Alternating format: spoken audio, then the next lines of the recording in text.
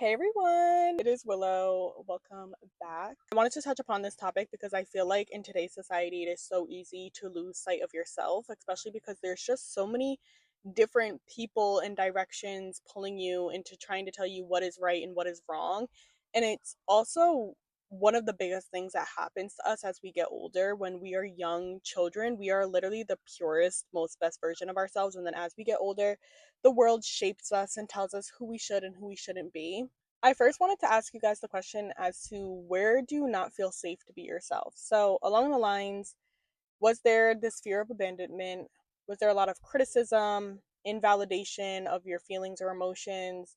Are you afraid of conflict? Did you have a fear of being judged or misunderstood? Seeds like this are planted so easily when we're children. They can come through little tiny situations that happen at school, with your friends, family, and those seeds can grow roots and grow taller and taller and taller into your later years of life. And sometimes you don't know exactly where that seed was planted or why you may feel that way in that area of your life.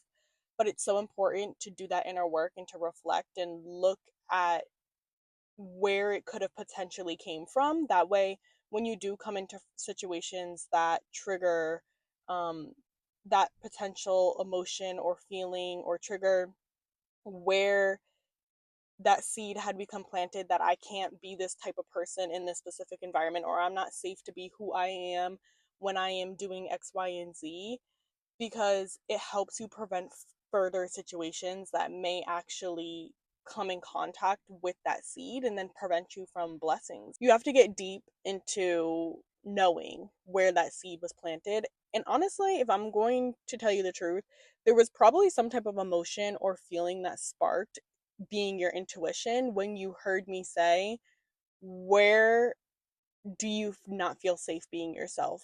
And why do you not feel safe being yourself? Is it the fear of it, rejection, abandonment, criticism, invalidation? What area of your life did something make you feel like it is not safe to be yourself? The three major steps into becoming unapologetically yourself. The first one is going to be a no brainer. It is learn yourself, also known as self concept clarity. You need to learn to never question who you are. You learn who you are by spending as much time as possible with yourself. Learn yourself through and through. Understand what you like, what you don't like, what your preferences are, what triggers certain behaviors. Understand yourself to the point so much that if somebody were to say something about you, you'd be able to be like, oh yep, that's me, or no, that is not me, and not even think twice about it.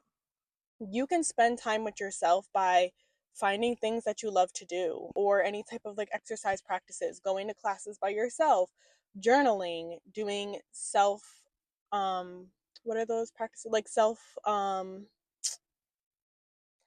help practices, journaling, meditation, even spending time in the Word with God. Learn who you are in your identity in Christ. In the midst of learning who you are, have set values, preferences, and boundaries.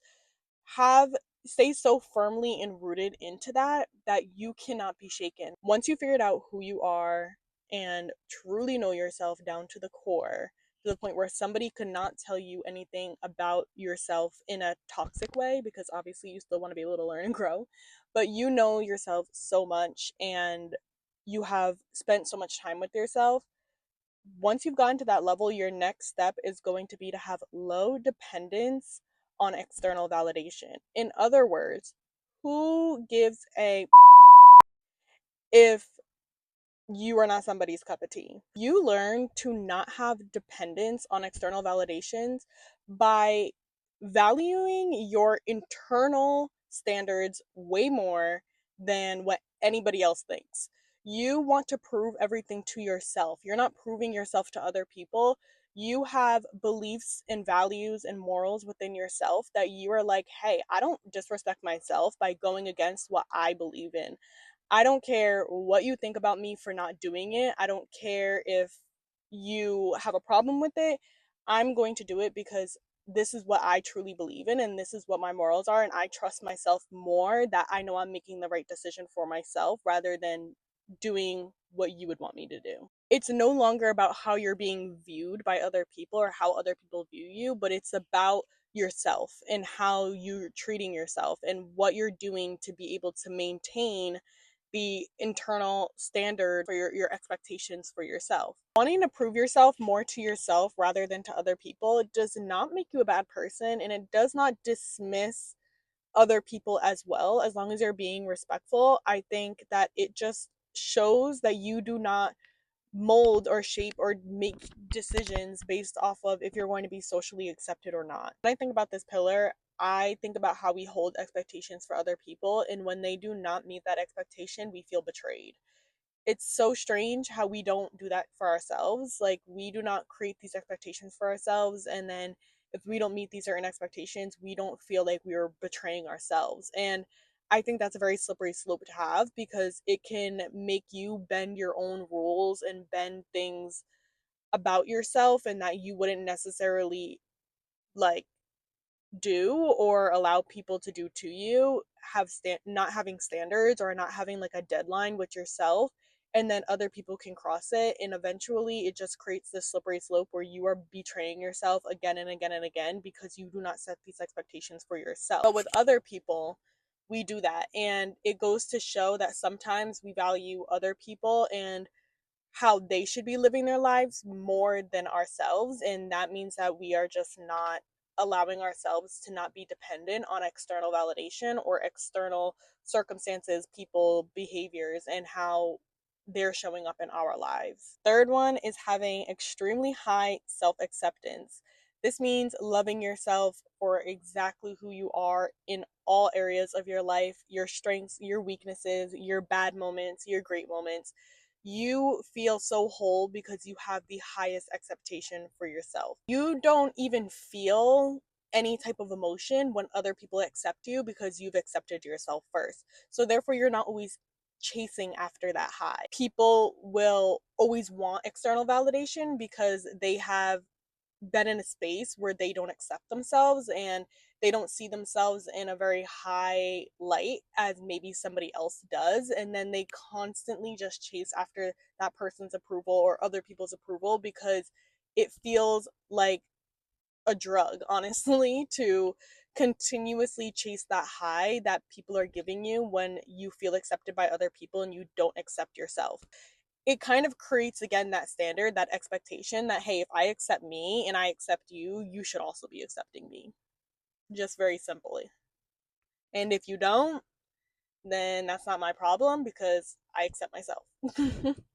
Oh my gosh, just all the things is happening. Like, I just ran out of storage, my phone temperature is going off, the mic is dying. Like, I need to wrap this up. They're like, girl, you've been doing this for too long. Anyways, at the end of all of this, the key to becoming truly unapologetically yourself is just having self-awareness and responsibility.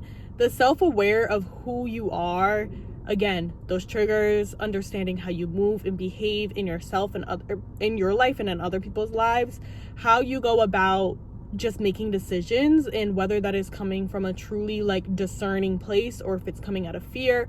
What areas of yourself are you hiding within yourself, and what are your strengths and weaknesses? How do you love yourself? How do you go about, holding yourself and internal standards up every single day? Like, genuinely understanding and becoming self-aware of yourself, but also taking the responsibility to know that you need to grow and you need to learn and you need to continuously stay evolving. We are never going to reach a point in this life where we have mastered everything. We're forever, ever going to be growing. And although there are areas that can be taught and that you have learned from and that you can teach other people, there's still so many areas that you need to become the student and actually allow yourself to learn and to grow. So taking on that responsibility as to like, we are forever going to be evolving, and it's okay to be able to hear something from somebody and not think that like, oh, this does not apply to me, but to take it in with acceptance and to be like, okay, like, yeah, maybe I can apply this in some areas of my life without shaming yourself, guilting yourself, or changing who you truly are or your decision making just to be accepted by others. again, there's this really strong discernment that it needs to happen and that needs to come into play when you are dealing with this and trying to navigate how to become your unapologetically self, because there are areas where you do need to grow and learn from and be open to it, but also don't change who you are just because somebody else is telling you that they don't like a specific thing about you, because that could also not be the truth. Being grounded, self-aware, and just respectful of others is the ultimate truth and ultimate goal when you are navigating this area of your life. So continue to be unapologetically yourself. Continue to strive what you want in this life. You deserve it all, everything, and all the abundance. Being unapologetically yourself will make you happier and prettier in this life. So start doing it today, girl, and do your work. I love you, and I will see you in another video. Bye.